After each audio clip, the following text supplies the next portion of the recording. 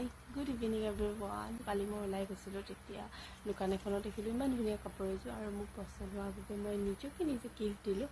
ভাবিলোঁ আপোনালোককো দেখাওঁ কেনেকুৱা কাপোৰযোৰ। এইযোৰ কেনেকুৱা লাগিছে জনাবচোন।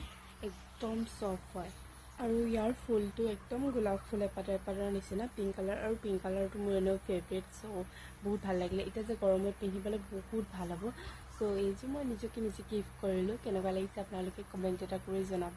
আৰু মই এটা কাম কৰোঁ, ভাবিলোঁ আপোনালোককো দেখাওঁ। যেতিয়া মই কাপোৰযোৰ নিচিলাওঁ, এতিয়াতো নিচিলাওঁ ন, 2 দিনমান দেৰিকৈ চিলাম।